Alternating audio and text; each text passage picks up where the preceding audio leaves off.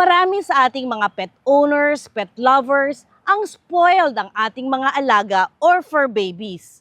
Mula sa kasuotan, pagkain, laruan, at iba pang klaseng luho na ikinatutuwa at nagbibigay sa atin ng aliw at kasiyahan. Ngunit, paano kung ang pagkawala ng iyong pinakamamahal na alaga ang magiging dahilan ng iyong kalungkutan, depresyon, at iba pang mental health issues? Panoorin natin ito.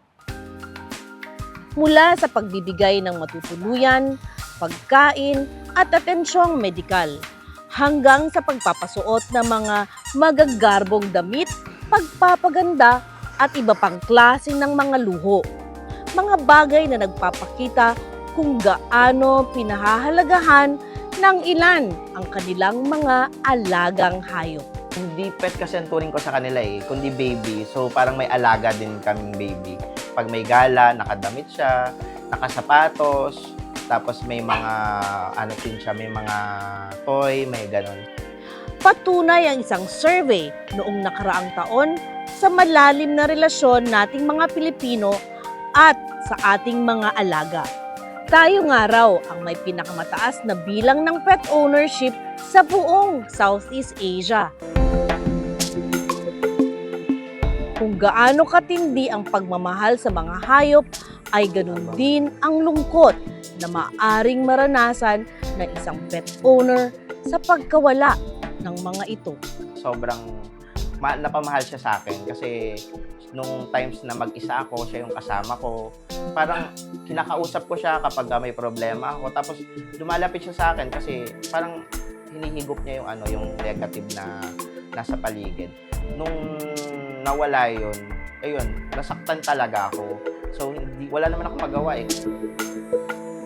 Maraming emosyon, no? May mga tao na nakakaramdam ng anxiety, depression.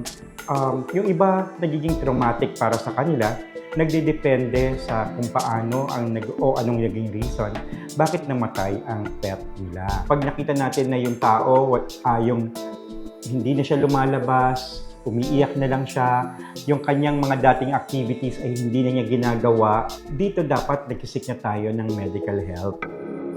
Hindi lamang basta alaga ang mawawala, kundi mga ganap na bahagi ng pamilya at matalik na kaibigan.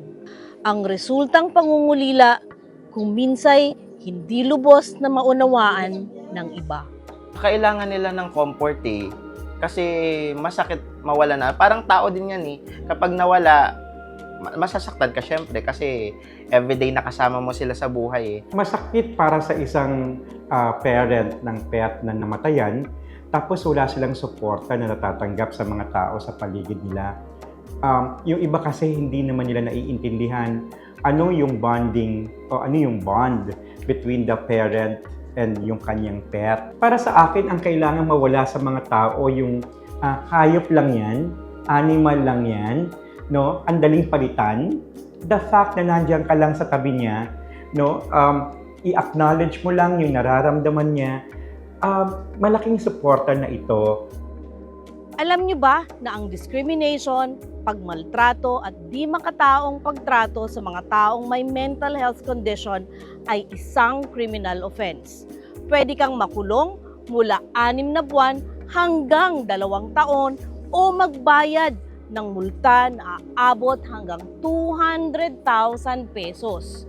Ang Republic Act 11036 or ang Mental Health ng Pilipinas ay nagtataguyod upang isulong at bigyang halaga, maglatag ng programa at serbisyo at maproteksyonan ang ating mental health. Malaking tulong ang empatikong kapaligiran para makabangon sa pagkakalugmok ang isang taong nawalan sa buhay. Isa rin yan sa mga hangarin ng Animal Kingdom Foundation, isang lipunan na may malasakit hindi lamang sa mga hayop, pati na rin sa mga taong katuwang ng mga ito.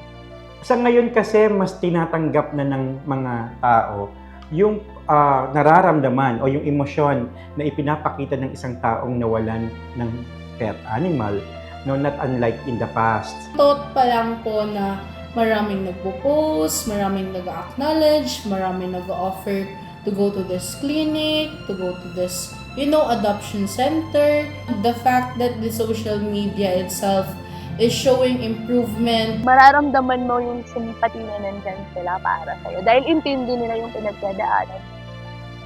Paalala ng AKF sa mga nagbabalak maging pet owner, maging responsable at paghandaang maigi ang pagkukup ng mga alagang hayop. Isa sa mga hangarin ng AKF ang magkaroon ng lipunan na may malasakit hindi lamang sa ating mga hayop, gayon na rin sa mga taong kaakibat at karamay nila sa pang-araw-araw. Sa mga taong nais tumulong na maisulong ang mga programa ng Animal Kingdom Foundation, makipag-ugnayan sa numero at email address na makikita ninyo sa ating mga screen. Ako po si Attorney Heidi. Magkita-kita tayong muli sa susunod na Sabado sa isa na namang kwentong makabuluhan, nagbibigay aral, magbibigay ng kaalaman, gayon na rin ng kasiyahan. Dahil hindi lamang tayo ang may kwento, pati rin ang ating mga alaga. Dahil ito ang Hayop sa Kwento.